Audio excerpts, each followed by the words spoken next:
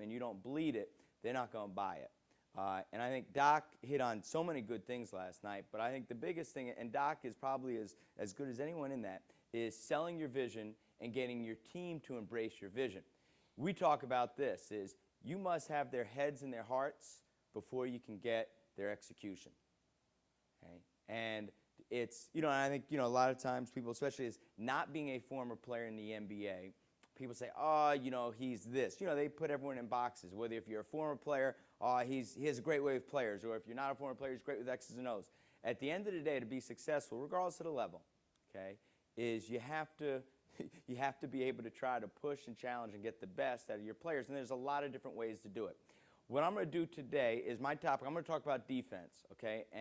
But I want to hit you just with a couple things, just from listening yesterday. I was just going to show you a couple things that I think may be of interest. Before I start, Kevin talked about, the typical clinic in terms of the 20 minutes of jokes, 20 minutes of stories. I will just give you a couple things. Doc said he learned more from losing than winning. Well, if that's the case, I am a fucking genius, okay? 0-16 to start the year, okay? So I know a lot about losing. The other thing is I like how Kevin Eastman humbled me, because I'm honored to get the privilege to work for Doc and with Kevin. And Mike, you here? Lincoln Bar, what's the deal? I hope the Celtics didn't pay for that flight. The Armand Hill and the Celtics staff. It's an honor, that organization. But I spent the last 6.5 years as the head coach, and you get spoiled as the head coach, the way you get treated in regards to the travel and, first class and sometimes private planes and all that bullshit is. And Kevin put me on a plane yesterday where literally I sat on the fucking wing, okay? So here I am, and where was the coach who saw me?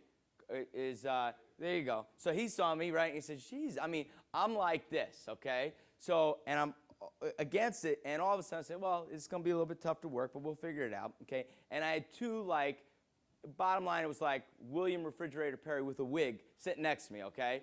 And so it was the space, there wasn't a lot of space. So I said, oh, you'll make do, okay? Then all of a sudden I'm looking up, and there's a drip coming down from the AC just every time, just landing right on my shit every time. I'm saying, oh my goodness, right? And so I asked the flight attendant, I said, hey, look, I thought maybe I'd be able to ease into first class or another seat. I said, there's a drip. Well, she gives me tissues. So I'm stuffing tissues up in it. So I'm going through this. I said, I got to stop doing work. I want to watch what the movie is. So, well, the problem is that the screen is above my head like this. So I got all sorts of shit. So Kevin is saying, hey, this is what the fuck it's like. You got to get back to work. You've spent 6.5 years hanging out as a head coach. So he taught me that, so I appreciate that. All right, Kevin? Couple things. Before we get into defense, just some food for thought. After I got fired, the one thing is I had a lot of free time. And one of the great things I was able to do, I was able to go around to different programs. So Charles, who's with the Orlando Magic, I spent a week with Orlando. I spent a week with Dallas.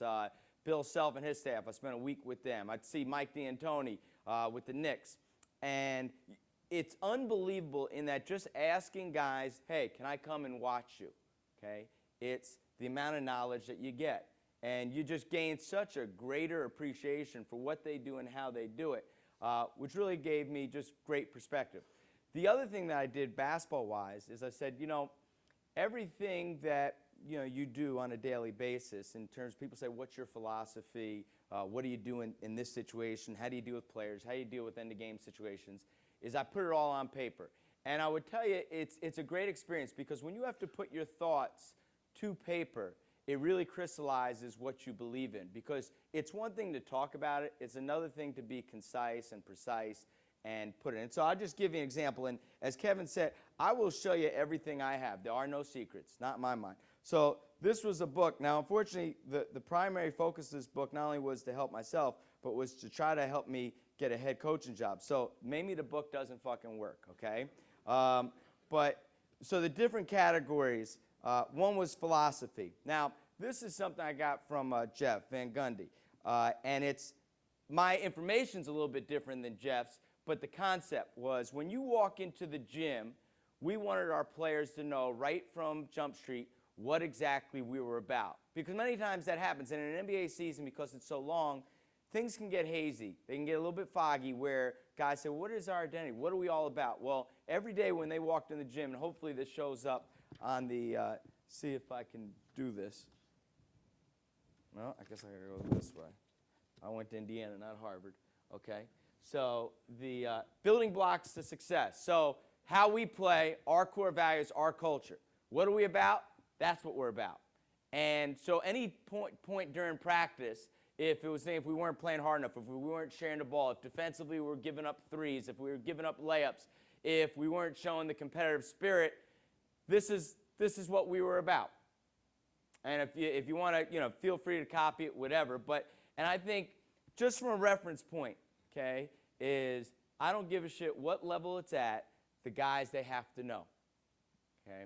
And I thought it was an effective tool. And I saw Jeff did it in Houston. I think they had triangles. We just talked about building blocks. And there were huge things when you walked in the gym, you couldn't help but notice it. You guys need time for that or no? And any of this stuff I guess we can figure out in terms of the copy or something like that. Or you guys let me know. And just big picture in terms of how we're going to play. The other thing, just some things just to think about and just kind of listening to last night. And then I'll get into all the defensive stuff.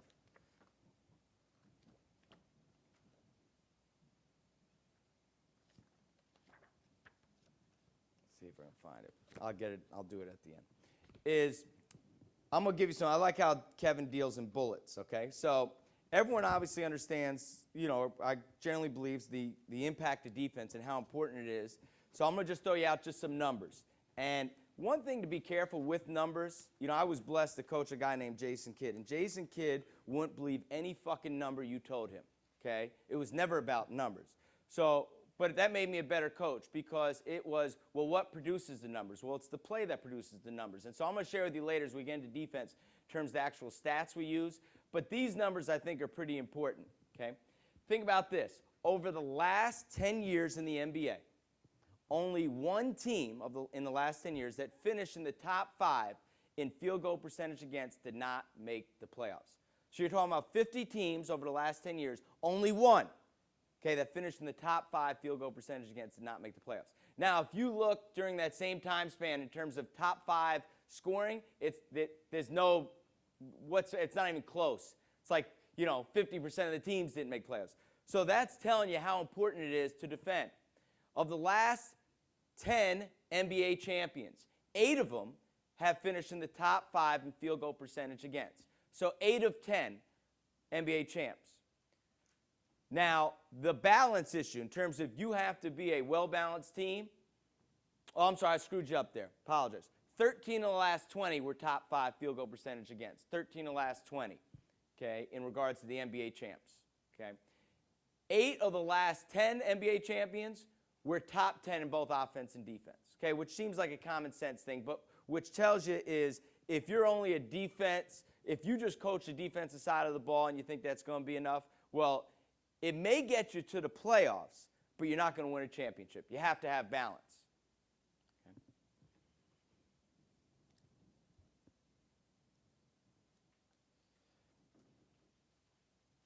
All right.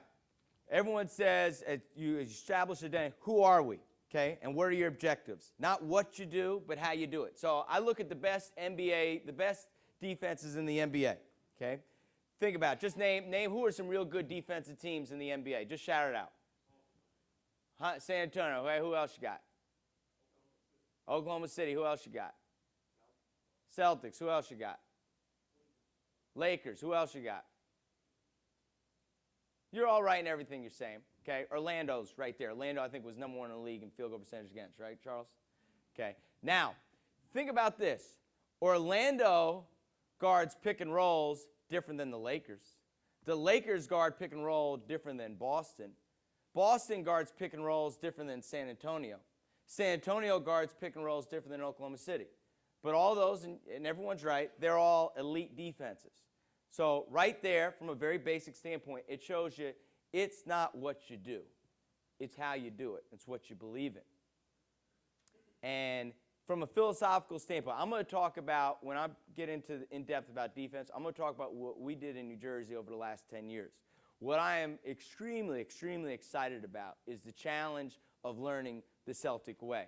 And I think there's probably some similarities, but there's some differences as well. And so as a coach, it's like one of the things, just from a selfish standpoint, I can't wait to sink my teeth in and spend time with Doc and Kevin and Armand and Mike and learn. So I'm going to share with you what we did. And as I said, I went 0-16, so I don't know if any of this shit really works at all. But in terms of talking about what you do, okay, just an interesting story. Kerry Kittles coached him in Jersey for 3-4 years, and then when we had Kerry Kittles on side pick and rolls in Jersey, we pushed everything down. We color coded, we called it blue. Kerry Kittles hated blue, and every game he'd say, "L, blue sucks. I don't like blue. I can't believe I got a blue. I'm getting beat up." I said, "Kerry, fuck you. This is who we are. We are a blue team, okay?" So, but I in the huddle, I'd say, "Hey, Kerry doesn't like blue. Hey, tough shit, okay?" So Kerry goes to a training camp with the Clippers, and he calls me up, and he says, "Hey, L, I got to tell you something. We have guarded the pick and roll 8 different ways, right? Every day it's a different way in practice, and we're going to do it 8. He goes, "I told Mike Dunleavy, we should just blue. That's what we should be, a blue team." So, but my point is, as a coach, you must be stubborn, okay? And that doesn't mean you're not flexible. But like Doc, I loved this story when we were talking about Game 4 against Miami, where he went double Wade. But see, maybe he lost that battle. And you know what? Even at the end of the day, maybe if Boston went a double Wade, they may have lost anyway. But the point is, if you don't have that stubbornness, especially on the defensive end, you got to be a prick, okay? Because the bottom line is, especially when you're dealing with the highest level guys, if you don't have that core belief and that stubbornness and that dogmatic approach that this is what the fuck we do, we're going to do it better than anyone else, and we're going to get it done, is that, all right, so let's say you're a show team on pick and roll. So you show a guy pick and pop jumper. Guy, one of your players comes to the huddle, "Hey, coach, we can't show." Well, at that point, you have a decision to make, okay? You either say, "This is what the F we do," or you say, "Hey, you know what? You're right. What would you like to do?" "Coach, let's down it." Okay, so we down it the second time. Next time down it, guard comes down, splits, gets a layup. Well, another player comes telling me, "Hey, coach, we can't be down on that." "Oh, okay, what do you want to do?" "Let's blitz it." "Yeah, okay, we blitz it, boom, weak side ducking in third possession." Now the other guy, "Hey, coach, we can't be blitzing." "Oh, okay, you don't want to blitz it? What would you like to do?" "Let's switch it." "Okay, let's switch it." So by the end of the first quarter, you've tried Del Harris's 25 different ways to guard a fucking pick and roll, and you stand for nothing, okay? So the old line, you stand for something or you fall for anything.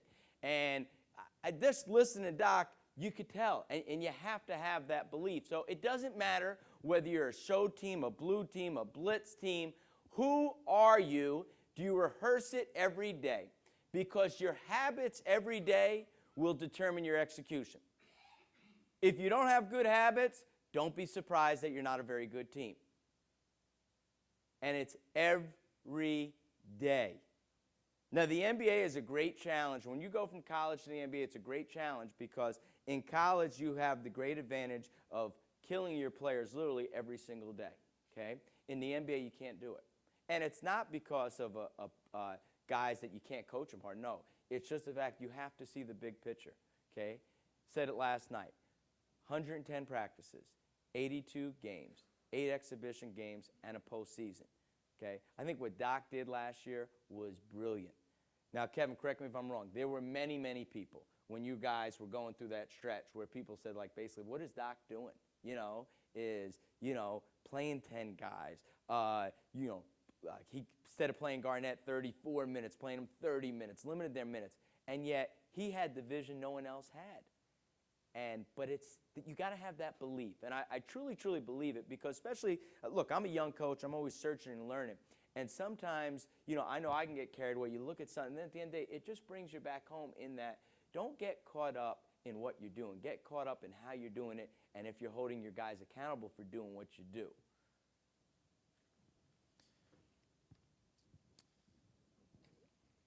All right.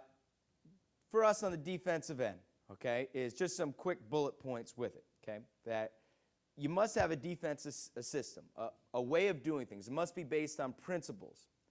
And it has to be based on a solid foundation because you're going to go through stretches, if you've established yourself as a defensive team, where you're just not getting the job done. And you need to have a frame of reference. And your team needs to know we are a defense-first team. Okay, I got this from Stan Van Gundy, and this is a great line, okay? And I put it as the first page in our defensive playbook. And just to give you just a little bit of an example, okay, everyone has an offensive playbook. Well, this was my defensive playbook. It's 200 pages, okay? It is everything I believe in on the defensive end, and I give this to our players, okay? And it's step by step how we're going to teach our defense, and with it, then after, as we get into page 150, it's every single situation that they'll face, okay? Kevin said a line to me last week, we were just talking on the phone, but he was praising Doc, and he said how Paul Pierce basically, Doc gave him the answers to the test before they took the test, right, something to that extent? Well, that's our jobs as coaches. If we haven't given them the answers, we're not doing our jobs. So, but this, as a coach, is I don't just roll this out October 1 and say, hey, here we go again, like a lesson plan from one of our old high school teachers. Every time I go through it, I'm making changes and corrections, and you're always making refinements. But this is something from Stan, okay, which is, I think, is a Coach Riley thing. Just think about this. There are no easy answers or miracle schemes that will be consistently effective with minimum effort. Great defense results not from great schemes, but from the defensive commitment from the players and staff. To be a great defensive team, we must trust our system and make it work. We must trust our teammates to do their jobs and make sure that they can trust you to do yours. Bless you. Anyone want to hear that again? Hey, trust me, when I speak normally, I just give pillows and blankets. You ain't going to offend me. Okay. So, but I just get back to that in that a lot of different ways to do it. Not necessarily any miracle schemes to it, but it's what you do, doing it better than anyone else and being committed to it. And when being challenged, whether it's within the game or whether it's amongst your staff or with your players, don't take the easy way out if you want to be an elite defensive team. Because, hey, shit, you watch the Lakers. Phil Jackson has 11 rings, and they will do some shit that will baffle your mind. Phil Jackson didn't do a shell drill until 2004. Didn't do a shell drill until 2004. And yet, you know, he's going to go down, and he should, as probably the greatest coach ever in the NBA. And so my point is he believes in what he believes in, and he gets his players to believe what he believes in. All right, to play on a good defensive team as a player, you got to be one or two things. Hopefully you're both. You have to be either a good individual defender or a good team defender, or as we call them, game plan defender. If you're a poor individual defender, then you have to be a good team defender. If you're neither, you can't play. Okay, because there are some very, very poor individual defenders in the NBA, but they're outstanding team defenders. They're going to play. Now, everyone realizes in the NBA that defense is important, but not everyone commits to it or can sustain it. Okay? Now, why? And I just listed some basic reasons. Because when you go into your team meeting in the first night and you talk about we're going to be a defense-first team, we're going to defend, you can share some stats that we talked about in terms of in the last 10 years, only one team who finished in the top 5 didn't make the playoffs. So your players know defense is important. Everyone in the NBA knows defense is important, but why don't they do it? Okay? Here are a couple reasons I came up with. One, you have offensive-minded guys who want to establish their identity on the offensive end. Everyone loves to score. Two, you may lack the size and have no basket protection. Okay, it's very, very hard to be a high-level defensive team if you play small. Three, you may lack the athleticism. Four, your players may lack the basketball IQ in terms of understanding how to play team defense. 5, there are no consequences if you don't do it. Okay? I used to do a thing with Kidd every year, okay, just to make a point, is that Doc talked about the importance of coaching your best player. Okay? Now, Jason Kidd, I take him this guy is the ultimate guy to coach because with Jason, he got it. He understood the responsibilities. And I'll list to you just a couple things, the responsibilities of a best player. But with Jason, invariably early in the preseason, I'd say, Jason, I don't give a shit even if you do it flawlessly. I am going to, the first time you fuck up and you give up a middle drive, you're coming out of the game. Okay? Automatically. Horn, whether it was 1 minute of the game, 3 minutes of the game, because what do you value? Okay? Now, in the NBA, it's very hard every time a guy, gives up a middle drive. If you're, it's yo-yo basketball, yo-yo substitution is very, very hard. But we have had times through the course of a season when we were in a rut and we weren't getting the effort we needed. We'd go into the game and say, hey, it's very simple. If you give up a middle drive, you're coming out of the game. We played at Charlotte. Guys knew. Just start walking to the bench. Okay? Because, and we'll go through, we have a list of non-negotiables. Okay? And I'm going to hit you with that now. And if I jump around, I apologize, but I'll get myself back on target.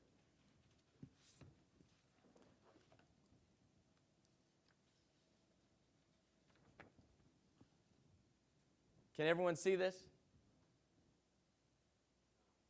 All right, I'll read it to you. Okay.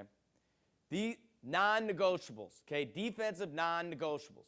What do you stand for? Well, here we go, fellas. If you violate these rules, sorry, we take your time. So, first one, sprint back and get our defense set. Okay? Listen to Kevin. Tom Thibodeau, who's a very close friend of mine, was with Kevin for 3 years. Right? First one, get back. Second one, get set. Well, sprint back, get our defense set. And it says we cannot give up any easy baskets. If we make the opponent play against a set defense, we will make them uncomfortable. Okay, so think about the highest percentage shots in basketball. What are they? Just yell them out. Layups. Okay, what else? Free throws, right? So the NBA, very, very big, and I'm sure in college basketball it has a lot of merit. Points per possession. And Charles, correct me if I'm wrong, okay? Is that free throw percentage in the NBA, league average, 76%, right? So you do the math, okay? So guys shooting 76%, that's probably the highest percentage shot you can get. Layup, okay? And a layup, we just consider anything within 3 feet of the basket. It was 61% for the season. So no free throws, no layups, okay? If you're getting back, okay? Now, on the rhythm of the shot, how many guys do you send back defensively? And I'll get into detail with everything with transition defense. But sprint back, get your defense set. Eliminate the easy, okay? If you're not doing those things and your floor balance is poor, you're not sprinting back, you're not loading to the ball, well, as a coach, I have to hold you accountable. I have to take you out of the game. Second one, protecting our paint. We are a no middle, no paint team. We give up no penetration and paint touches. The ball does not get to the rim. We want to keep the ball in front of us. We play 5 against the ball. We have 1 man on the ball and 4 defenders in their shrink spots ready to help. We are a help team and have each other's backs. Third non-negotiable. We close out hard and contest the shot.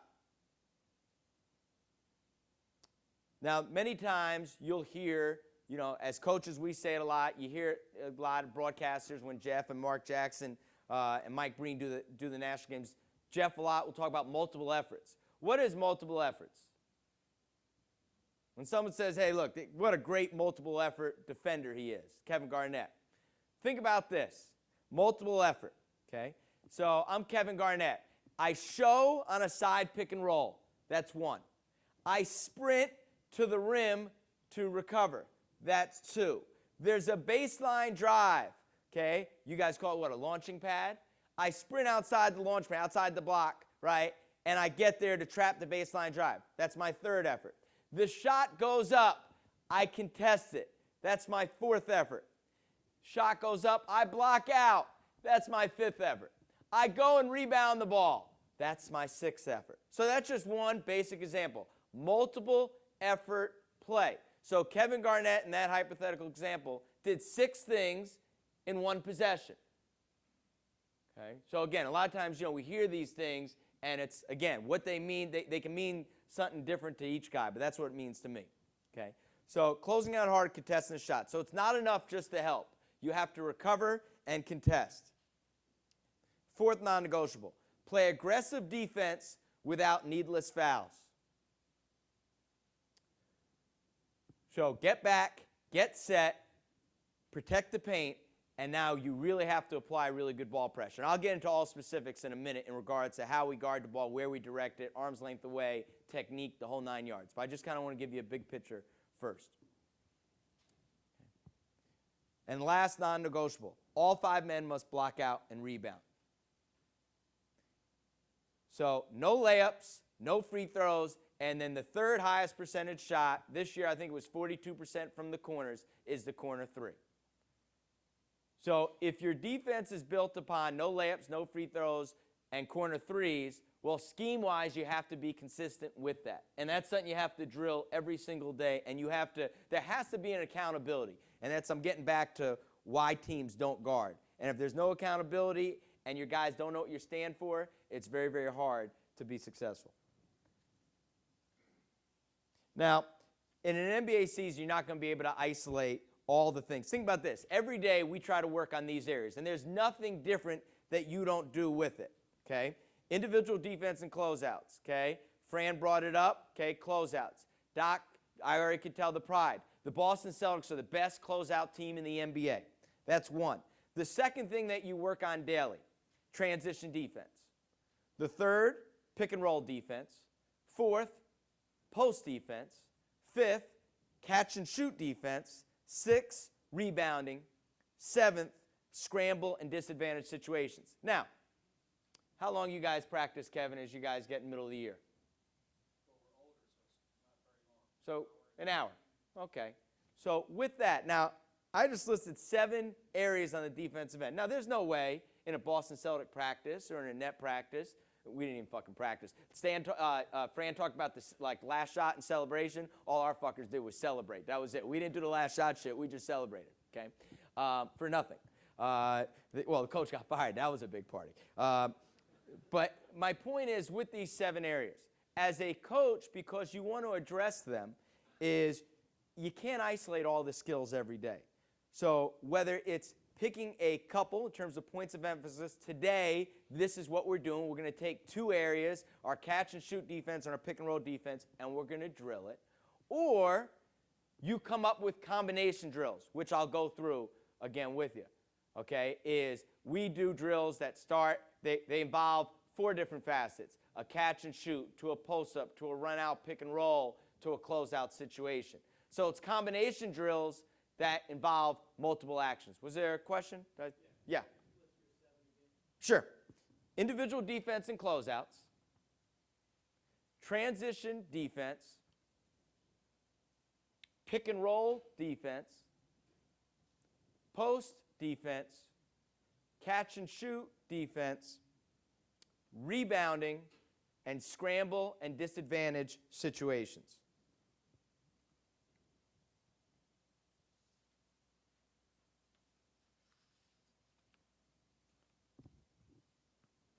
Sure, no worries. Now, the first part of your defense, for us, it's your offense, okay? If you take poor shots and you have poor spacing and you're playing at an extremely high pace, I've never seen a good defensive team do that. So your offense impacts your defense. And it's funny, Doc talked about in terms of, with the staff, in terms of, you know, like a defense coordinator, offensive coordinator. The only question I've always had that basketball compared to in football, it's a whole new 11 that go out there. In basketball, it's the same 5. And so if you're doing a really poor job offensively, it's going to impact your defense. And conversely, if offensively you play a very, very slow pace, your defense effectiveness may be misleading. Okay, it may not really be true. So it's both sides. And that's the responsibility. We can't, it's not how it used to be in Iowa in girls, high school, where you had 3 on one end, 3 on the other. You got to play both ends. Okay. So first part of your defense is your offense. We talk about these 4 things: shot selection, turnovers, spacing and floor balance, and the pace you play at are going to impact your effectiveness on the defensive end. Shot selection, turnovers, spacing and floor balance, and pace. Now, for us, the most critical aspect of our defense was our transition defense. So our transition defense was number one. Because, again, it goes back to one of those non-negotiables. Number one, get back and get your defense set. Poor offense, turnovers, bad shots, poor spacing, it's going to impact you on the defensive end. So our objectives, very simple, okay? You see it there. But for our guys, take away easy baskets, shut down the lane. What kind of shots can we live with? Okay, well, on that first thing I showed you, philosophy is we want to force contested twos. And I'm just showing you big picture now, and I'll get into how, okay? And no second shots. Kevin, you said this, I think you said this to me before, but I like this. And those, you probably, I'm sure you shared it with the group last year, okay? But this from Kevin Eastman. What are your no's, okay? N-O''S. Basically, what are your non-negotiables? And this is from Kevin. And Kevin, if I misquote you, just jump in. No layups, no free throws, no corner threes. Not giving that up. Second one, no middle. Ball's on the wing, you are not getting to the middle of the floor. Third, no uncontested shots. At every level, there is a minimum of an 18% difference between uncontested and contested shots. A stat that we kept every day for every game is, one is, how many shots were we contesting and how many were uncontested? And on the offensive end, how many shots were we getting that were uncontested versus contested? And it is amazing. On the offensive end, when we got a minimum of 58% or greater of our shots uncontested, we won the game. So, again, your ability to contest shots and your ability to get uncontested shots is a battle of wills. Okay? The fourth no ball watching. Okay? Off the ball, no ball watching. The fifth no buddy running. Everyone understand by buddy running? The buddy running, typically we always get on the big's asses about this. Trailing big, coming, this guy says, I really don't want to run. The offense guy and defense guy, well, fuck it. If you don't want to run, I won't run either, right? Well, that's a no, okay? No buddy running. Any questions with those? Okay. Paint consequences. So if the ball's going into the paint, yes.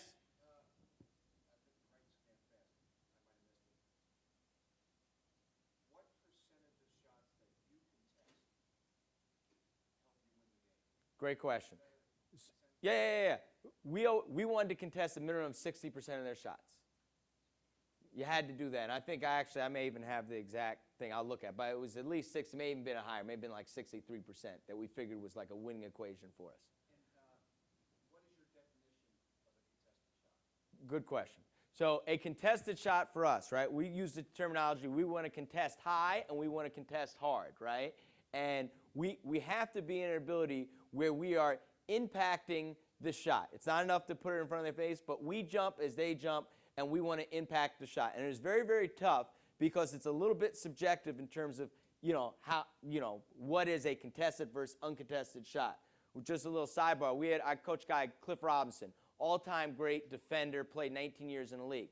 But see, what I used to do after every game is, and I'll show you these charts as we get there, is I had for every player, I'd say, all right, here's the deal, okay? Jason Kidd, you contested 4 shots and didn't contest 8. Blah, blah, blah. When I got to Cliff Robinson, Cliff, you contested 6 shots, didn't contest 5. Oh, fuck that, I contested 5. What do you mean? I had 5 uncontested shots? Yeah, Cliff, you had 5 uncontested shots. That's fucking bullshit. No, Cliff, it's right. Well, fuck. I mean, what are you saying? What's a contested shot or not? I said, well, look, fuck. He goes, well, coach, who charts it? I said, Tommy does. Go take it with him. Fuck it, it's his fault. But it is a little bit of a subjective thing, but I think you have to define it for your guys. So, again, for us, you are impacting the shot. You are jumping as they jumping, right? You are making a difference. Typically, okay, a lot of times you see this in the NBA. Even the good defensive teams, over 82 games, there's slippage. So guys close out, hands down. It is, like to me, as Boston over the last 3 years, Boston and Oklahoma City this year, okay, did the best job of closing out with high hands, okay? And Kevin has talked in the past, and those of you guys have heard him talk about that things that buy time for your defense, and I'm jumping all over. I'll get it back. You don't have to write this down, okay, is that high hands, contesting shots, impact what you do. And it's the little things, Doc said it last night, that make a big difference. Okay? So the ball starts to get into the paint. There must be a consequence. Here are the 5 we've come up with. Okay? You take a charge. You get a steal. You get a deflection. You block the shot, or you commit an NBA foul. NBA foul meaning a hard foul. No and-ones, no touch fouls, right? It's an NBA foul. We never mention as a paint consequence scoring. Okay? It's unacceptable. If you are a no middle, no paint team, then there has to be a consequence when that ball gets into the paint. There has to be a collision. There's got to be a confrontation. So those are the consequences.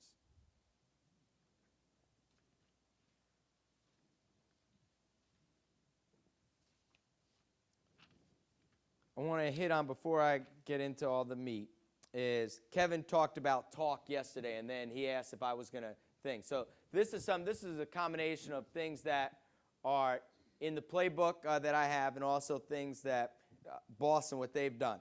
Why do you talk? Okay? One is, it's necessary. The amazing thing, I've never seen a good defensive team not talk. Now, one of the real brilliance of Phil Jackson, what he does is totally different than probably what Boston does or what I did. A lot of times he tells his guys, figure it out. Now, you may initially hear that and say, well, what the fuck does that mean, figure it out? Well, but what he's doing, he is giving complete ownership and empowering his players to figure out how to stop. I had Bill Carter on my staff for 3 years, and we would drill all these different multiple pick and roll situations. And we had a system of how we want to do things. And Bill said, I don't understand. I mean, if they keep on beating our blue, why are we blue? And I said, well, Bill, this is who we are. This is what we do. And I said, what would you do? What would Phil do? He said, well, if it wasn't working, he'd say, figure it out. And the point with it is that he gave such great ownership. By figuring out, those guys had to talk. Because if one guy's yelling switch, one guy's thinking it's a blue, you're going to have chaos. So, and again, I'm not saying you come out of this clinic and say, hey, you just figure it out, fellas. Hey, coach, what are we going to do? Just figure the fucking thing out. That's what Phil does. All right? Because I did that this year, 0-16. Hey, guys, figure it out. Fuck it. All right? So why talk? It is necessary. 2, it is intimidating. When the opposition hears 5 guys talking, it impacts their psyche. 3, Kevin mentioned this last night, it gives you a head start. Anticipation, alertness, awareness, okay? It gives you a head start. So, practical example. I'm playing Orlando. Jameer Nelson's coming down. He's getting by the 28-foot hash in the backcourt, okay? 3-quarter court, okay? I'm Rajon Rondo. I see, hey, 5 up. 5 up, 5 up. Everyone's 5 up, 5 up. If we've done our job as a staff, everyone knows 5 up, right? It's an overload pick and roll. It's a strong pick and roll, right? Everyone's communicating in our vernacular and translating what 5 up is to us. It's Boston's elbow. So I hear 5 up, I'm going elbow. That starts the communication process. That's just letting everyone know that what the call is and what we're going to do. Then and we'll get into how we talk in a sec, but it's going to trigger commands. Let me just go in steps, and I'll get to the how we talk. Fourth, it gives the man on the ball more confidence. I got that from Kevin. Talk gives the man on the ball more confidence, because if I'm guarding the ball, especially up top, I have no idea what's behind me. And the only way I know what's behind me is if I have talk. 5th, it wakes up. I called him a lazy defender. Kevin's smarter than me. He had a disengaged defender. It wakes up a disengaged defender.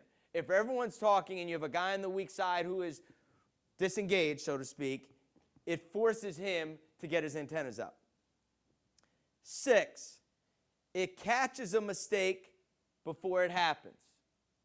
By talking, okay, Kevin talked about it last night, awareness, alertness, catches a mistake before it happens. And 7th, this is also from Kevin, It energizes your team. Why do you talk? Now, how do you talk? We use a word, right, an acronym, ELO. Early, loud, and often. So every time we say a command, and all our commands, with the exception of one, are all one-word commands. One-word commands. You say it 3 times. Show, show, show. Blue, blue, blue. Green, green, green. Now, do I have anyone who coached Sean Williams, who was at Boston College? Anyone here? Back there? My condolences. Okay, so, and I say that in this, okay? So the only 2-word command we had was spread right, spread left, which is a spread pick and roll to the defender's right or to the left. And so Sean raised his hand and said, hey, coach, that's 2 words. I said, no, Sean, spread right, spread left. It's all 1 word. He goes, okay. That was that. So but I'll give you another quick Sean Williams. I'm sorry to kill him. Just a quick story. We're playing the Lakers. Layup lines, whatever. Guys go out with, 18 and change on the clock.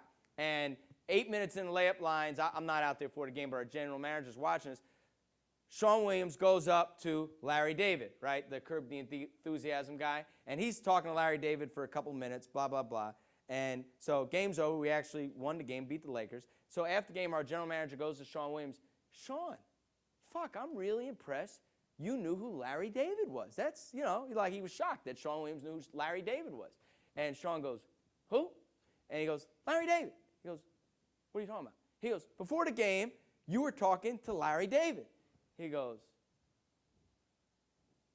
Sean, the bald-headed guy, white hair, Larry David. He goes, oh, shit, I thought that was a professor I had at Boston College. So I'm sorry, and I actually like the kid, okay, not to, right now.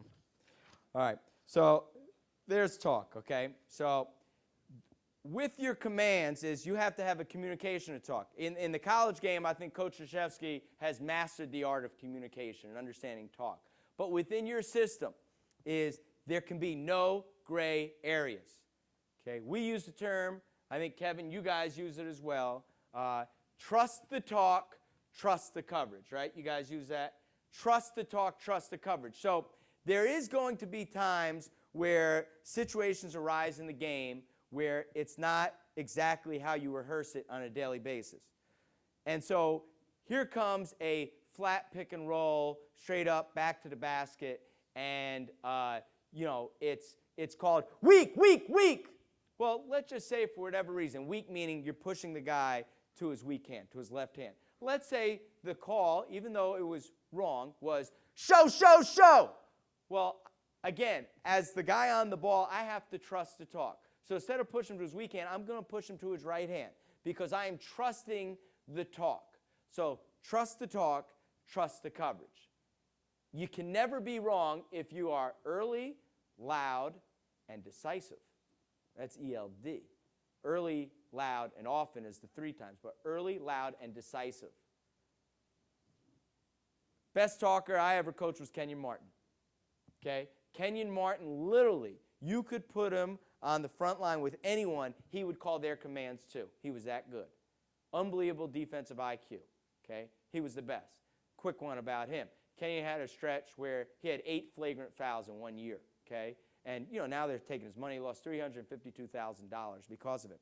And so Eddie Curry at this point was with the Bulls. He's a rookie. And Kenyon gave us an unbelievable disposition. And it is my belief as a coach, you need one fucked up guy on your team. A good fucked up guy, okay? Kenyon was a character. He wasn't character. Is that what Doc says, characters? He had character. He wasn't a bad guy. He was a great guy. But I think you got to be a little bit fucked up, okay? You need one. So anyway, Eddie Curry is setting a screen. Kenyon lowers his head. He puts it right through his midsection and bowls him the fuck over, okay? So, out of the game, whatever. So, I said, Ken, what the fuck were you doing? He goes, I was trying to break his fucking sternum. Okay. But I think you got to have a guy like that on your team to be a good defensive team. Boston, they got a couple guys, at least. Now it won't be on the inside, but from the outside looking in, fucking Perkins, Garnett, they didn't take shit from anybody. When they had Leon, they kicked your ass. And it intimidated you. It wasn't just their talk, it was their physical presence as well. Okay. So let me get started in the meat. Any questions from any of the stuff that we've done? So real quick, and I'll show it to you. So the way that I start the book is, what is our philosophy? A defensive philosophy. Okay? And I basically, I'll read you just some of the stuff here. Okay? In order to compete at the highest level, we must establish ourselves on the defensive end. We understand that great defense entails, 1, 5 men giving maximum effort and focus on every possession. 2, commitment. 3, communication. 4, trust. I think having a conversation with probably Kevin and Tibbs, something that is very basic, but think about this. Everyone talks about defense is built on trust. But if you don't know what you're doing and you can't communicate what you're doing, how can you trust that? So first thing is, you must know what you're doing. The second thing is, you must have a system for communicating what you're doing, and now you can trust what you're doing. Okay? 5, positioning. Okay? I can control that. To me, it is unacceptable for a player to be in the wrong place at the right time. You know what I'm saying? Hey, it's very simple. As coaches, if we've done our job, and again, I'll go into, we are a help team. Some of you may be a deny team, but you should know exactly where you should be. Okay? Your positioning is totally under your control. Kevin used 2 words, I put them in there. Awareness and alertness. So 6 would be awareness, 7 would be alertness. These are all things that great defense entails. 8 is multiple efforts. 9 is resolve and mental toughness. See, what happens is there are going to be times where your defense gets exploited. It gets exposed. Someone's going to score 3 times in a row. Now, again, the nature for most guys in the NBA is when a team scores 3 times in a row, for most teams, they look over to the coach and they go, like, what the fuck are we going to do, coach? Right? Well, when you have a mentally tough team and a team that is totally bought in and embraced what you're about, it's, you know what? We're going to do the shit fucking harder. We're going to do it better. We're going to get the shit done. That's what we're going to do. Okay? So are they mentally tough to play through other teams' runs? To know it's a 48-minute game. One of the big differences between the NBA game and college game is you could be down 24-8, okay, and you could win the game by 20. In college, when you're down 24-8, the game's fucking over, okay? I mean, I don't mean to stereotype, but you know what I'm saying. But in the NBA, it's such a game of runs, and it's such a, I mean, the game is anywhere from 170 to 190 possessions, that there's so many different things that could happen, and there's 48 minutes versus 40. Okay? So then I go into just the non-negotiables. Okay? We put a page just that we are a talk team, and I shared this with you. Then we have a defensive identification system. Okay, so, and again, it doesn't matter what it is, okay, but I just kind of wanted to show it to you, okay? So we have a number system for our different types of defenses, okay? Then we have a color system for the things that we do within our system, and then we have different terms, okay? And just, again, this is just the outline for how we did things. And again, you don't have to, what the terms mean, it's irrelevant, okay? Okay, now I'm going to just get started. So now we go into the basic principles of our defense. Okay, and I'll leave this up here as I talk. Okay, so again, it goes back. You're just so many times in this book, when I read through it, I see 3 or 4 times we're constantly basically saying the same message in a different way. So the thing: get back, get set, protect the lane, apply great ball pressure, recover out to contest shots, block out and rebound. It's just a different ways here, okay? So how do we guard the ball, okay? One is, on made baskets, we want to pick up minimum 3/4 court. So, I'm going to bring it all the way back. On the rhythm of the shot, for us, Kevin, how many guys did you guys send back in Boston? 3, okay? Charles, how many of you guys sent back? 3, okay? We did the same thing, okay? So on the we say this, I should say correct terminology. On the raise of the shot, 1, 2, and 3 were sprinting back. We got back in a triangle. And I'll go through that. But on the raise of the shot, they were sprinting back. Always the question is, well, what happened if one, who, and this happens many times, penetrates and gets to the rim? Well, he still has to get back, and 2 and 3 are getting back as well. But on the raise of the shot, 1, 2, and 3 are getting back. Okay? Now, as you get back, if it is a made basket, not only do you have to get back to protect on a made basket, we want that guy picking up three-quarter court. Now, in the NBA, is that going to happen every possession, every game? No way. Not going to happen. Okay? But there are going to be certain moments within the game or certain games where it has to be done. Now, when you pick up three-quarter court, we want 2 turns. Got to get 2 turns in the backcourt. Now, here's part of the responsibility. Thanks, Kevin. Is if your point guard is up picking up, you must be up with him relative to your man. We don't leave any man on an island by himself. Okay, now we are a help team and we are a protect the paint team, and we're really a scoring area defense team. As that diagram over here shows you, the reason why this is shaded over here, this is what we're really guarding. We don't ask our guys to guard 94 feet. But off a made basket, we want those guys in the habit, especially our point guards, protect the rim first, get back, pick up three-quarter court. Now, as we're guarding the ball, okay, in terms of stance, we talk about this. You pressure the ball as much as you can relative to your skill level and their quickness or lack of quickness disadvantage. Okay? So, at worst, you are 1 arm's length away. 1 arm's length away. Now, when I'm guarding the ball, our inside hand and inside foot are on a string. Okay? So, if I'm guarding the ball, the basket's over here. If I'm guarding the ball on the right wing, okay, is when we talk about no middle, and this is, trust me, those of you who are no middle teams, I'm not telling you anything you don't know, okay? But here I'm guarding the table, okay, which is probably the only thing I could guard. I got cut every fucking year in high school, to the point after my 4th year, I just felt like a bad Hollywood actor. The only word I ever heard was cut. Now, where's Jean Prelo? I rebound for that fucker every day. We went to the same high school. Jean was a hell of a player, but he knows. Finally, the coach told me, put his arm around me, he said, Lawrence, you got a lot of courage. That's all I got. So I can only guard this table, okay? So, but as I'm guarding this player, okay, I am splitting his top leg, okay? My nose to his chest. Kevin talked about a shoulders game, okay? I have to get lower than him.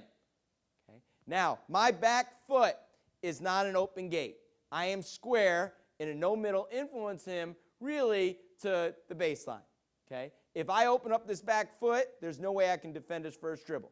So my inside foot right here and my inside hand are on a string. Now, with this hand, okay, in the NBA, which is a little bit different, we talk about this, okay? Your hand is either flicking up at the ball, or if it's a really, really good shooter, it's on top of the ball. Now, what's the problem with that? What do you see NBA guys doing all the time? Throwing their arms up into you. So now with our thing, it's a scouting report thing in regards to this hand, at minimum, is always flicking up, right? And if you're playing against Kobe Bryant or Corey Maggette or guys who are just always going to, Ron Artest, right, throwing their arm, Paul Pierce, right, throwing their arms up into you, we are very careful. We say, hey, instead of to have the hand on top, we want you to flick up, okay? This hand is out, okay? It's up, okay? No middle stance, no open drive, more of a square like a boxer's stance, wide base, good quick feet, okay, with pressure on the ball. As soon as they put the ball down, our hands go from being up to out. If you ever want to watch one of the best guys guarding the ball, okay, and you go back a couple years, Lindsey Hunter. Lindsey Hunter came into the league as a scorer. He left the league as one of the best on-the-ball defenders, especially full court, in the league. And just technique-wise, like this, guarding the ball. So wide, long, and was totally on you, and was able to give you a cushion, yet still at the same time pressure the ball. So pressure the ball as much as you can without getting beat. Obviously, if you're guarding a shooter, right, the same rules apply regardless of the level, right? His skill level is going to determine how much you have to pressure him. Okay. Now, So we're no middle on the wings. Up top, we talk about contain and push weak. Contain and influence weak, I should say. So if I'm guarding the ball up top and I'm gonna face you, and I'm gonna assume the guy's a right-handed player. I'm playing him, I'm still in a square stance, but I am influencing him to his weak hand. Because many times when the ball's up top in the NBA, you know what's gonna probably happen, what kind of action behind you is a pick and roll. So you want to be in anything that we can't see, automatically pick and roll wise, and when we get into pick and rolls, I'll get in depth with it, is a weak, okay? But I'm already in this position, okay? But I have to be in a position. So up top, it's contain, influence weak. On the wings, it's no middle. God bless you. Any questions with that? Yes? If someone attacks middle, I mean, here, I'll diagram. Okay. He gets beat. If you get beat on the ball, what's your first responsibility? What do they teach you in football? Pursue the ball, right? So pursue. I don't care how you do it, but you got to keep on coming. So if I'm beat here and he beats me over my top foot, right, is I have to be in a position as I get beat, I got to sprint and pursue the ball. Oops, there we go. Okay. The next thing is, now the one guy who can't get beat is the next defender, is the help defender. And he has to read this. Is this a penetrating drive where I'm getting to the basket, or whether it's a flat drive?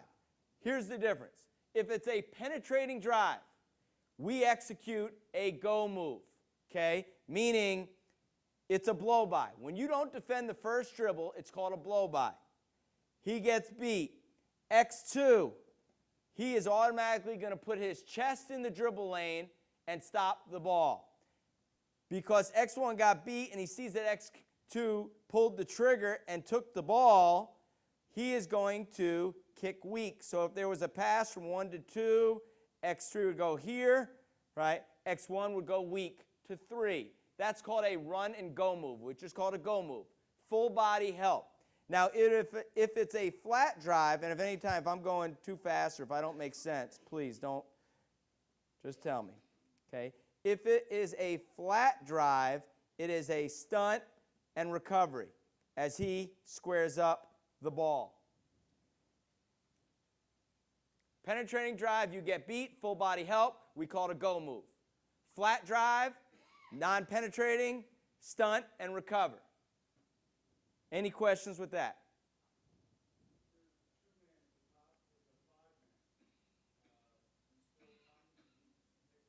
Without a doubt, our positioning is this. So good question.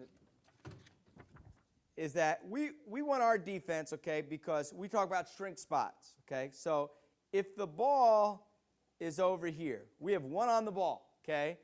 We have our other guys, okay, in shrink positions, okay? And I'll put offensive players here.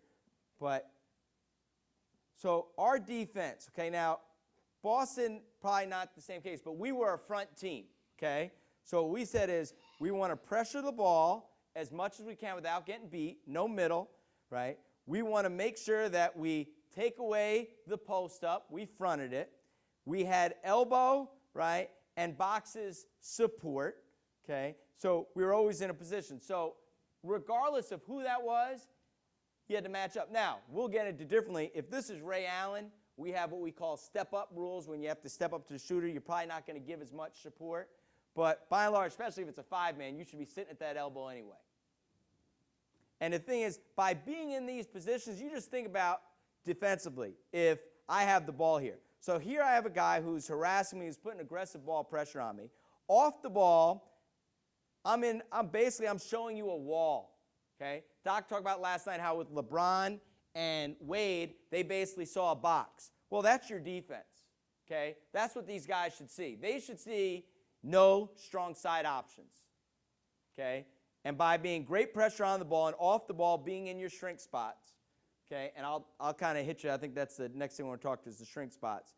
But that's what they should see, is they should see support. Any questions? Anything else? Okay.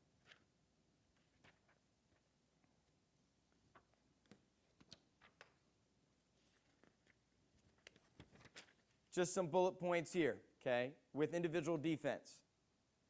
Finish the defense, okay? Multiple effort is what set teams apart. The last closeout, the last sink, contesting every shot, blocking out, gang rebound. Tough plays, enjoy the contact, charges, loose balls, rebounding in traffic, sinks, small versus big switches. Another thing which I'm going to add to it after listening to Kevin. First to the floor, 50-50 balls, okay? Just in terms of individual defense.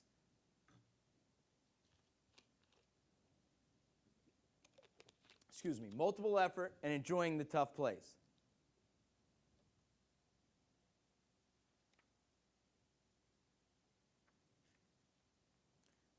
Okay.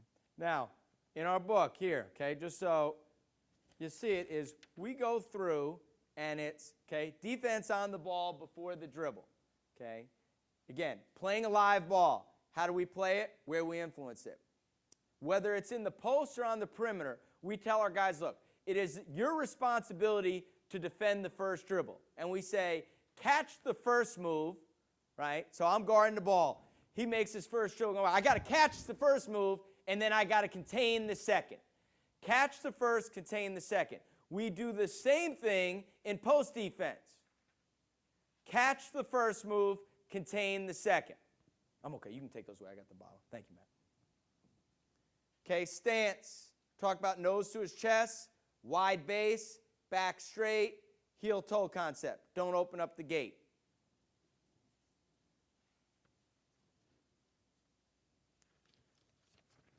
Okay, and I'll just leave this up here as I'm talking, okay? And I know it's hard for you, so that's why. Okay, now, guy catches the ball. First thing, if he has it above his head, okay, what we want to do is we want to get up. We want to keep our knees bent. We want to swarm him. The ball's above his head, okay? Kevin, is your terminology swarm as well? When the ball's above his head? Okay, so when we do it in like, I know Boston does it, Orlando does it when I was there, we do a 4-spot closeout drill. So when we close out and the coach puts the ball above his head, swarm, swarm, swarm, swarm. Now, sometimes the biggest mistake is when you swarm the ball, when the guy has the ball above his head, your knees are locked. You're going to get beat because as soon as that person passes the ball and cuts, you're dead. So, again, the progression of our defense. The ball is above the player's head. We're in there pressuring the ball, shadowing the ball, tracing the ball, but our knees are bent. Now, he brings the ball down. As soon as he brings the ball down, we retreat 6 to 12 inches. Okay? We are now an arm's distance away from guarding the ball. Arm's length away. Every time he moves the ball, every time he pivots, okay, every time he dribbles, we adjust our hands and our feet. There has to be an adjustment. And when I go through the drill portion, I'll show you that we have our coaches start from here to rips to pivots, okay, to then dribbles. So we can go through our progression. Swarm to retreat 6 to 12 inches, arms length away from guarding the ball. Okay. Our hands are always level with the ball. Technique of our closeouts. Okay. We sprint 2/3 of the way, last third, choppy steps. The only closeout that's different, and I don't know, Kevin, if it's the same with you guys, our corner closeouts are a little bit different, okay, in that when we taught our guys how to close out the corner, just because the corner 3 is such a high percentage shot, is if the ball's here in the corner and you are closing out, as opposed to closing out in a no-middle stance, we told our guys we want you running right at their numbers, right, in a square stance, forcing them to put the ball on the floor. We do not want to give up any corner 3s. So just technique-wise, as opposed to being in a no-middle stance, it's more of a straight right at them, nose to the chest, right? Still, effective closeout, but it's more square than it is no middle, okay? And that was just a difference, from a corner standpoint. Okay, just some basic concepts. Talked about Lindsey Hunter. Okay, so our rules, you probably can be a little bit more physical, those of you who are college coaches in the NBA. So when we are guarding the dribble, okay, we are sliding, our hands are out. Now, we use our chest. So the term is slide and chest. That I can't constantly be reaching in there. I have to be in a position, whether it's in the post or on the perimeter, as I slide, I chest up with the dribbler, okay? And I use my body, right, and my leverage to slow him down. So we refer to that as slide and chest. So it's quickly sliding your feet and using your chest rather than your hands to discourage the dribble penetration. If you're ever beat off the dribble, you never stop. You continue to pursue. Okay, this past year, NBA players shot 35% when their shots were contested. 35%. All right. Another term, just concept. Sprint off or sprint to the elbow. So, the ball's up top. I'm X1. Here's X2. So when we say sprint off or sprint to the elbow, we don't use the term jump to the ball. The pass is made from 1 to 2. X1 is going to sprint to the elbow as X2 closeouts in a no middle stance. That same example applies. The ball's here on the wing. X2 is pressuring the ball hard in a no middle stance. X1 is at the elbow. As that pass goes from 2 to 1, wing to the top, sprint off to the elbow, influence, contain, influence, and push weak. Okay? But you see the sprint off concept. So whether it's top to the wing or wing to the top, you're always sprinting off to the elbow.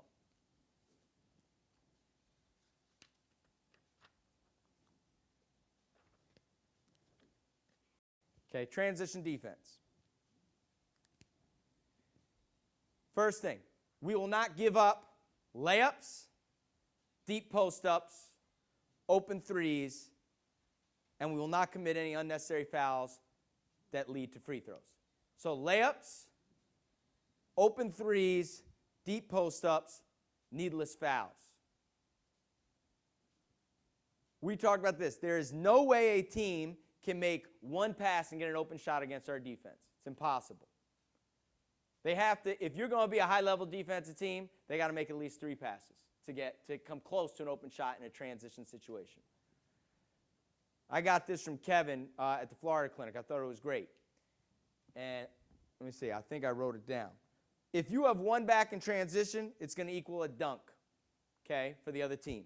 If you have 2 back in transition, it's going to equal either a layup or an open jumper. Think about 3-on-2 fast break.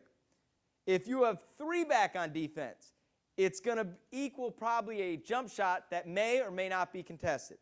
If you have 4 back defensively, you got a chance. And if you have 5 back, game on. That's getting back and getting set. So 5 steps to great transition defense. 1, get ahead of the ball and see the ball. So everyone's sprinting back, nobody running, sprinting back in the middle of the floor to the paint, okay, getting ahead of the ball. That's first.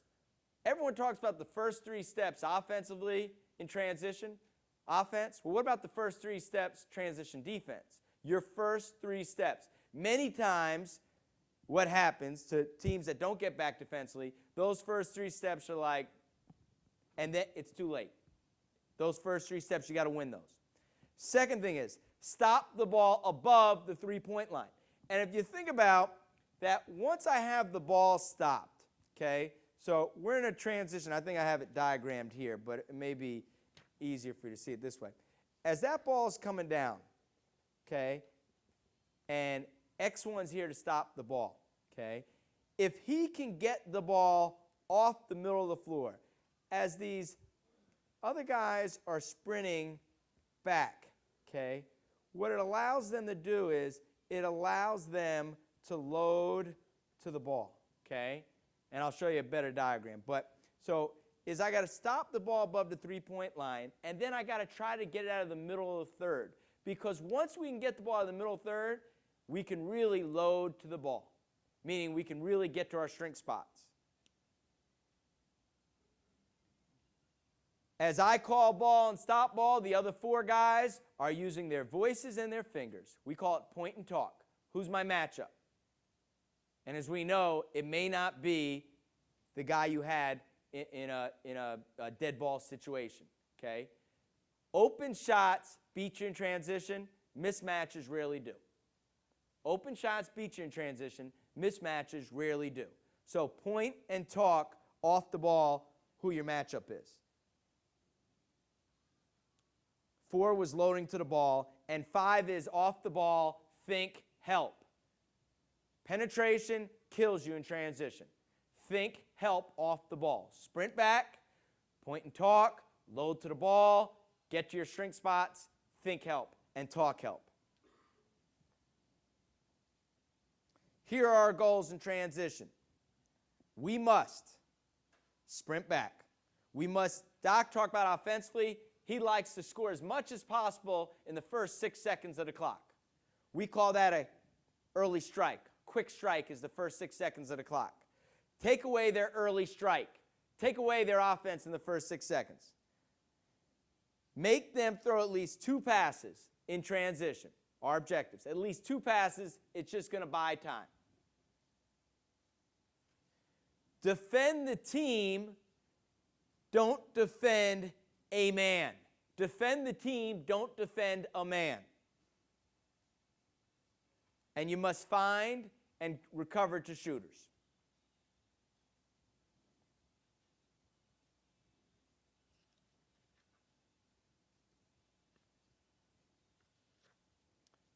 Now, just quick, and again, building blocks for our transition defense. We do 2-on-1, 3-on-2, 4-on-3. Okay? Then we do 5-on-4. And then we build up 5-on-5.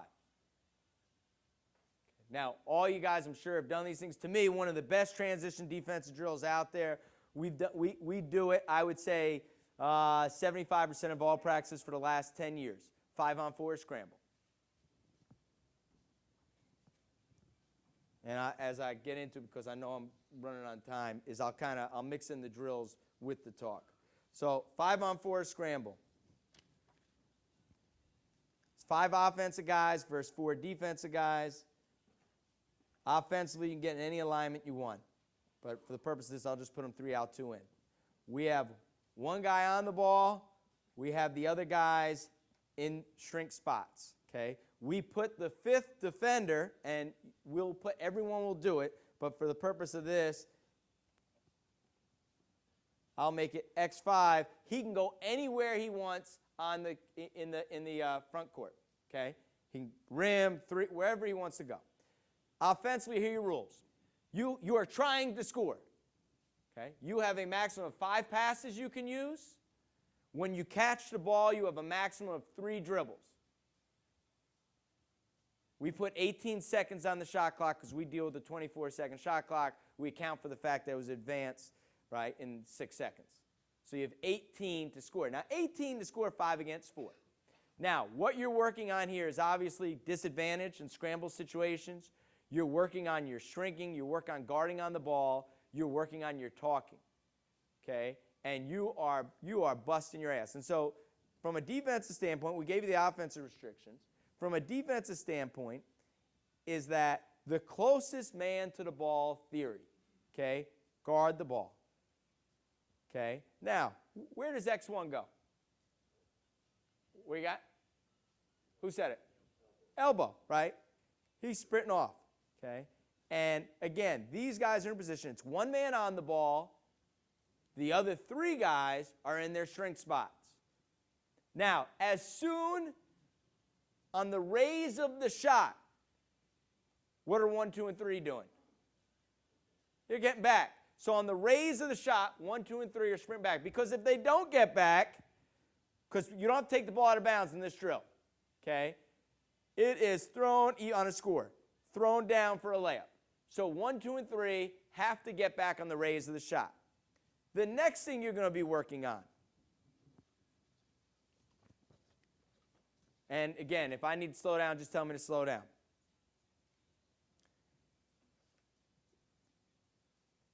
I'm going to put, as they get back, they're going to get back in a triangle.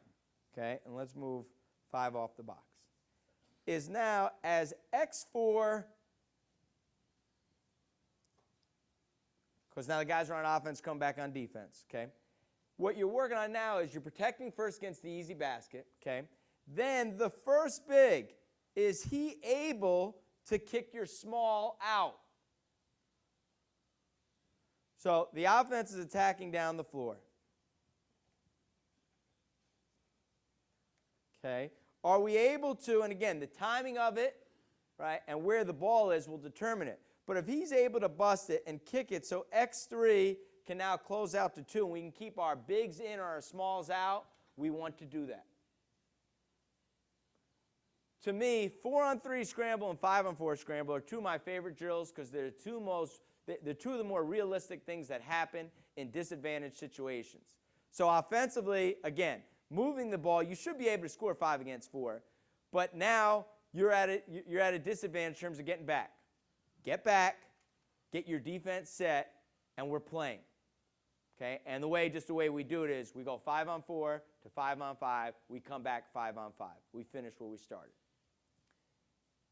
Now, just to give you, from a competitive standpoint, something that's good, I got this from Vance Wahlberg. I thought it was genius. Okay? Validations. Okay, so we would play everything we did to a number. Okay? More times than not, it was 8. All right? And you guys probably know about this more than I have. But, so, blue scores, they had 6, they got 8. Okay? You didn't win yet.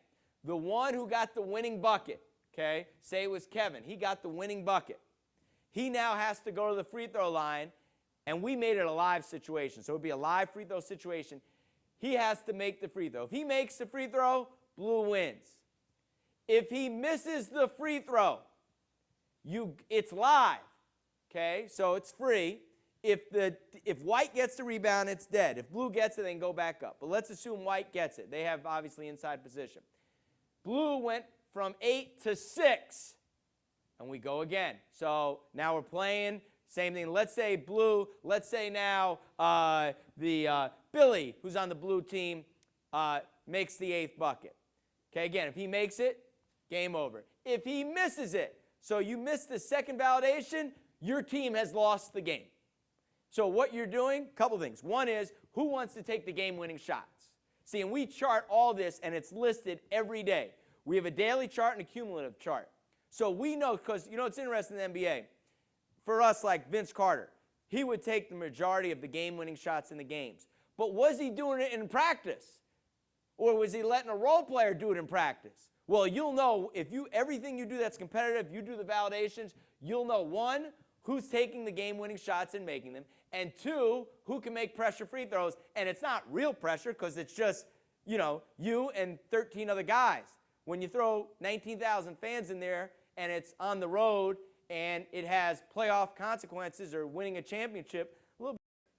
So, and these are things, and again, I'll kind of share with you different things we chart, but in practice, I like the idea, and I got that from Vance. I thought that was very good.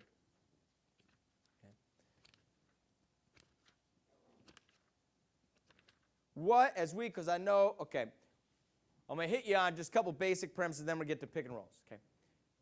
We only deny 5 types of passes, okay? We are not a denial team. So the things that we deny.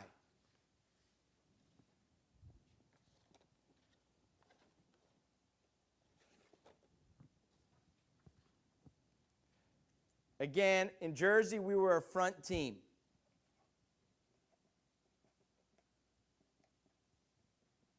Okay, the first pass we would deny. So here we are pressuring the ball. We are fronting the post. Our ass is down on his knees. We're driving him back. The one thing, raise of hands, how many of you guys front the post? Raise your hand. Okay, just a little teaching point. X5, he has to drive 5 back. Because, see, now you guys get the advantage. We have a defensive 3-second rule. Okay, but if 5 is just standing in front of him, and his knees aren't bent, and he's not driving him back, what that does, that puts incredible pressure on X4 to give more support, which as a result will put more pressure on X3 to sink. So drive back on your fronts. Okay. Now, On this flash to the elbow, we deny all elbow catches. We deny all high-low passes to the elbow. Now, if he goes from the elbow and out to the 3, we push back to the elbow to give support. So that's the first pass we deny, okay, is the high-low flash. The second pass we deny is what we refer to as the triangle pass, okay? So we'll give 4 a little love. He's going to post. So we are fronting the post, okay? We're on the ball. We're in our shrink spots. I'm just going to put it on the ball side here. The ball goes up to the top, okay? Now, normally, where would X1 go? Elbow.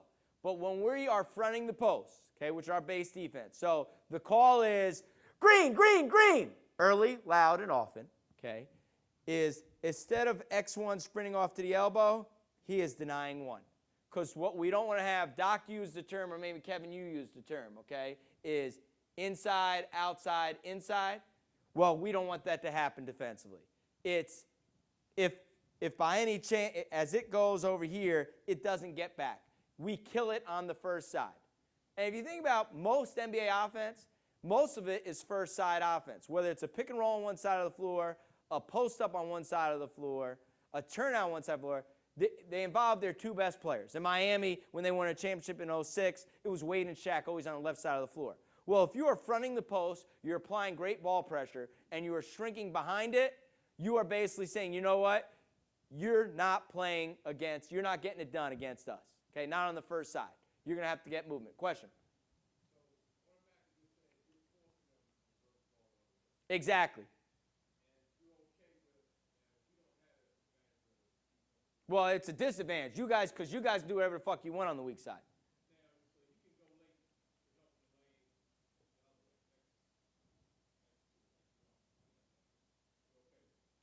For us, is our normal, if we weren't fronting, if there was no post up here, he's sprinting off to the elbow. But because there is a post up, we don't want the ball being brought back to 1. Because as that ball goes to the top, right, X4 has to get on the inside of 4. To us, if they're bringing it back, we're putting him at a disadvantage. It's a bitch to green, get back inside, and green again. So we're saying, hey, look, we've killed it on that side by denying it back. So we just call this, you know, the triangle pass.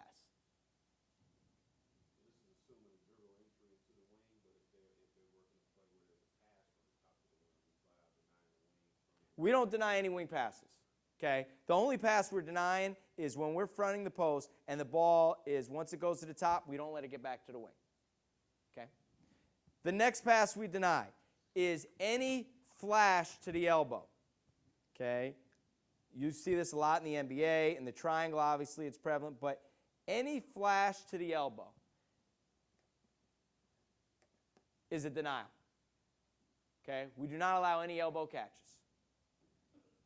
The next pass we deny, okay, is, and this is something that you guys got to be really on point with if you believe in it. Doc showed his early offense, okay, slice. For us, anytime the big was the trigger man, okay, so in a normal situation, we'd look like this, okay, with these 3 guys. So in a normal situation, X3 would be right here in his shrink spot. When the big was the trigger man, X5 would say, big above, meaning the big is above the free throw line extended. When the big was the trigger man as the swing man, we would deny this pass. That's the only wing denial we had in our defense. When the big was the trigger man, we said, pressure the shit out of the big guy unless it was a total non-shooter, deny his logical outlet right here, and force him to make a play that's very, very uncomfortable for him. Any question with that? Okay? It's part of, we have a package called big above. Anytime the big is above the free throw line extended. And the last denial for us is in any overload situation. Okay? When we see an overload, meaning the corner is filled, the X3 sees it, he says, corner filled. Well, once he says corner filled, X4, who is fronting, now just gets in a 3/4. Now, he's on the high side. So just think about this. If X3 stays in his normal shrink, okay, and that pass goes 1 to 3, who's fucked right here? X4, right? And you used to see this a ton. And again, Shaq is like, he's, quote, Chuck Daly, he's bionic. Well, he's beyond bionic, right? But if you ever on his high side and you gave that pass to the corner, it was right to the rim for a dunk. So our rule was this. The fifth denial is this. Anytime the corner is filled, it is a contact deny. And contact deny meaning with my backhand, I'm feeling his hip, and I'm hearing a contact denial thing. It's not a total overplay, but I want to touch him, right? I want to feel him with my hands. I want to see the ball with my eyes. It's a contact deny. So any corner filled was a contact deny situation. Those were the only 5 times we denied ever. Otherwise, we're always off the ball in a shrink position. So when we're fronting the post, high post flash. Any flash to the elbow, denial. Triangle pass, deny. Big above, when the big's the trigger man is the swing man, deny. And then this situation, corner filled. Any questions with that?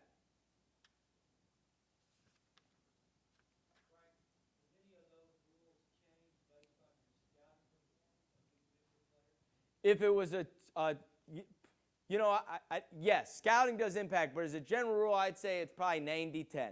Because the bottom line is, this really has nothing to do with personnel as it has to do with just a concept and scheme. Now, the thing is, most teams aren't filling the corner and looking to post the ball with a non-post-up player. But if this was totally a guy who couldn't play, yeah, you'd play behind him and you'd give your normal shrink help. But more times than not, they're filling the corner. You think about this. Offense is a game of counters. So if you're a post-front team, well, what do teams do? They look to flash high-low. They look to fill the ball side corner to overload you, to put pressure on those weak side guys. So that's our counter for their counter. Okay? I want to just give you just a couple things that may be a little bit different that you see a lot in the NBA that you don't see in college. Okay? Penetration from the top.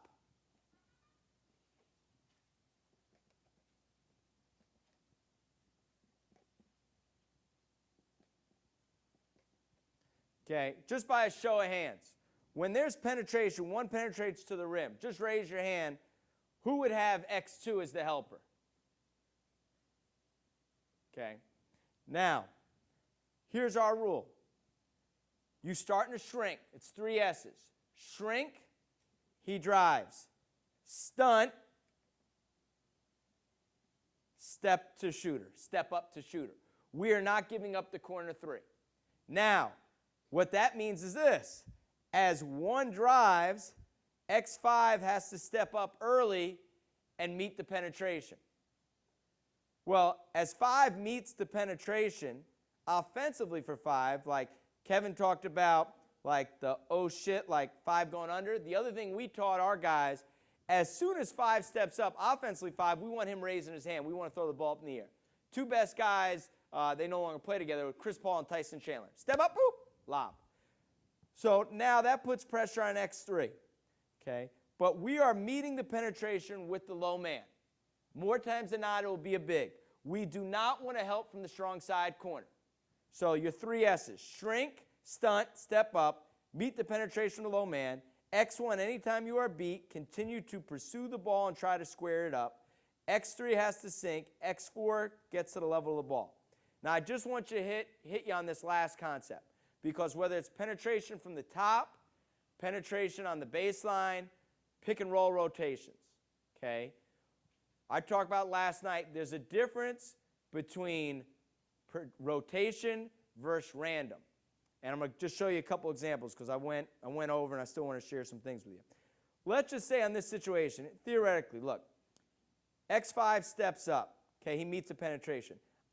If you have really, really good ball pressure, if one was to throw the ball to 3, what kind of pass would you want him to make? What do you got? Yeah, we call it time pass, right? So there's got to be air underneath the ball. If the guy's able to throw a BB, there's no ball pressure, there's no high hands. So, and if there is hang time on it, theoretically, X3 should be able to recover back to his own. Okay, and everyone's able to match up with their own guy.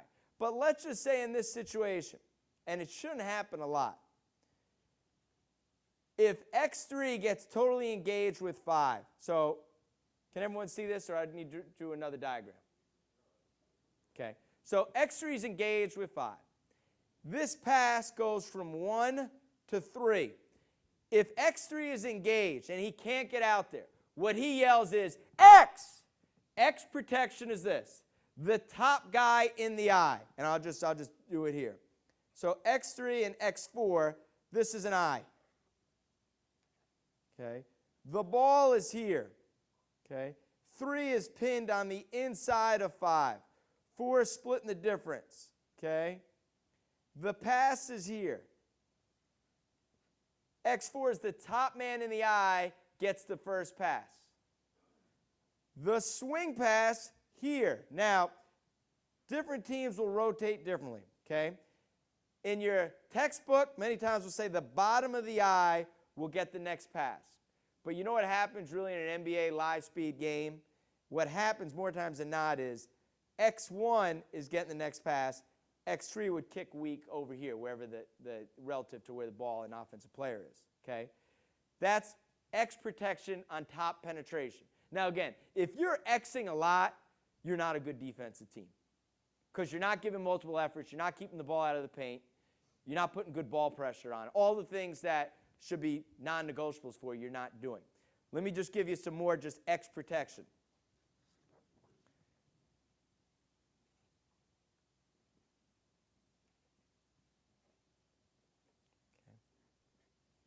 If you are a blitz, now a blitz for us is it is a trap that involves protection and rotation. So I'll just give you the 4 things. And I feel horrible that I didn't get more to pick and roll defense. Where are we at on time? Okay, I'm sorry. So let's say, so here we are blitzing the pick and roll, okay? So the first thing is you have on the blitz. And just with the blitz, okay, just a couple basic rules. Okay? No splits, no dribble arounds if you're the blitzer. You can't split the blitz, you can't dribble around and turn the corner. No splits, you can't turn the corner. If I'm x1, I have my ass to the baseline, I jam the ball, I cannot get beat away, I must force the ball to the screen. And really, here I wanted to talk about protection. So as I blitz it,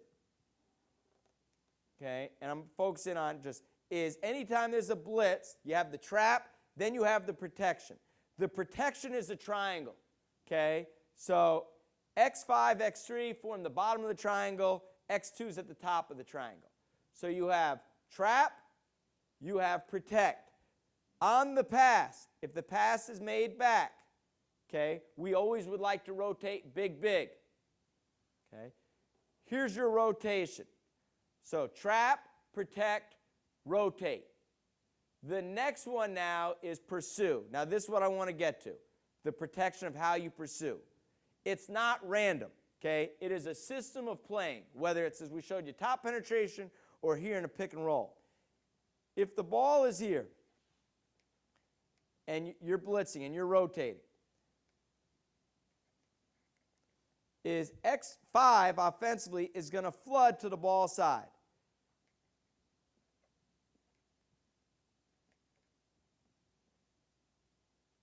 Okay. So we're looking like this. You are now in X protection because what happens is if 5 floods, who has to go with it? 3, okay? So 3 can't be behind him or you're going to give up a layup. He's got to, we talk about sitting on his hip, but the same rules apply. Whoever 4 throws it to on the weak side, whether it's to 2 or to 3, we're going to call X, okay? Unless it's a big-time hang pass and he's not engaged. So if it goes from 4 to 2, x2 closes to 2, x3 has to hold out as x5 sprints to the paint, as x3 gets in a shrink position. Now, if the ball was skipped to the weak corner, if it went 4 to 3 and we were in X protection, who would get that pass? x2. So if x2 gets there. Now, in your textbook, you're probably drawing up that x3 will go to 2.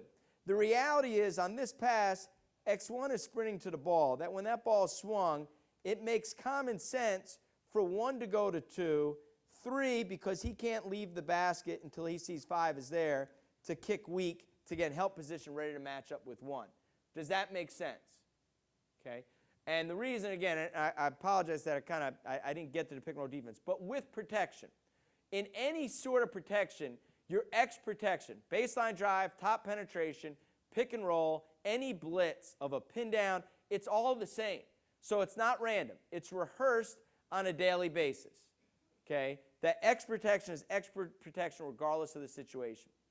Am I winding down? Okay. Any quick questions? Yes. Shoot.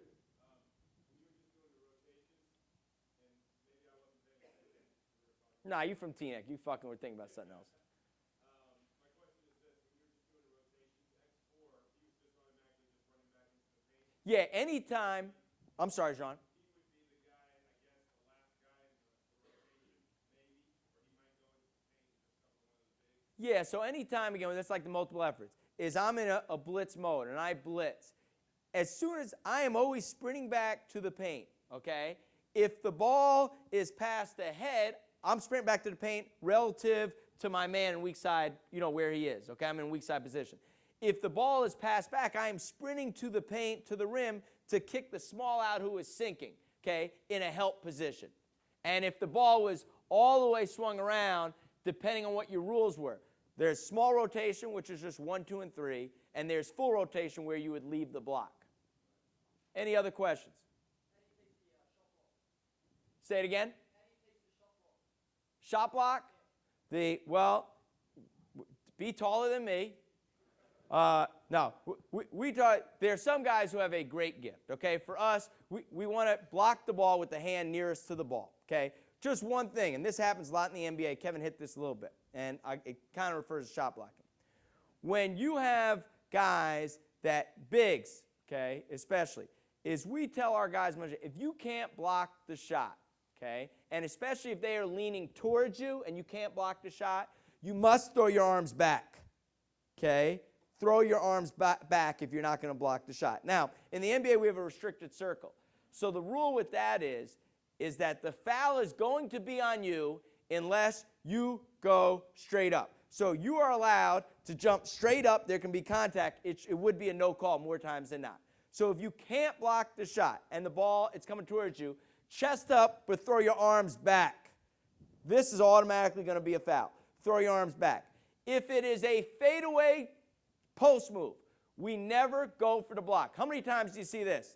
Is from the weak side. So I'm on the block. Okay, really going to have to use your imagination. Basket's here. I'm on the right box. I go and I shoot a fadeaway. The guy is coming up from the weak side. He goes to try to block a fadeaway, right? The sink is late. Offensive rebound. Do not try to block a fadeaway jump shot coming from the weak side. Coming towards you, block it with the nearest hand. If you're not in a position to block it with the nearest hand, throw both arms back, try to chest them and ride them and get right into them. Any other questions?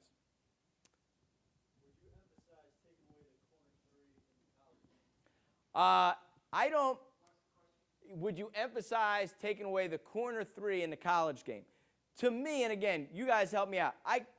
Is the dimension, because college just moved it back a foot, right? Is it the same around the arc in college or no? It is? Okay. Because, see, in the NBA, it's 22 feet, and then it's 23.9 everywhere else, but it's 22 feet in the corners.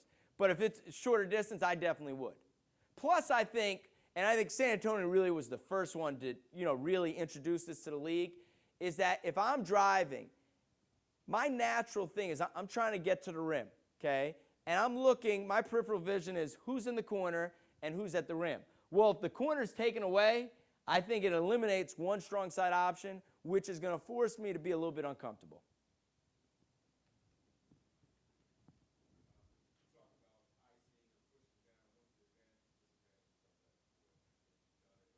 Well, this is going to do, and I mean this, is that I will, because I apologize, because I know pick and rolls you guys want to, is if it's all right with Kevin, when the clinic's done or whatever, I will talk, if anyone wants to talk about pick and roll defense, I'll go into in-depth, because it's it's a detailed thing. In terms of push down, pick and roll, because it's not just pushing it down, It's dealing with the pop. It's dealing with the dive. It's dealing if the floor is spread. There's a lot of variables with it. And anyone who wants to talk about it, I mean, I'll stay as late as you want to talk about that stuff. I don't mean to duck it, but it would be a long-winded answer. Anything else? Okay. I greatly appreciate you guys hanging in there with me. You deserve a reward to listen to this bullshit. In any way, and I mean this, trust me, I mean, I will pick anyone's brain to learn. You see me at any point, you want to come and talk basketball, I'd love to sit down and talk with you, share what I know. There are no secrets. I mean, look, I got 200 stuff. I covered around 8. Okay, so, and I'm sorry I didn't get enough done. So if you want to talk at all, whether it's at this clinic or at a later date, don't hesitate to reach out for me. Okay, I'll give it lfrank8 at AOL.com. lfrank8 at AOL.com. Okay, thank you very much. Appreciate it.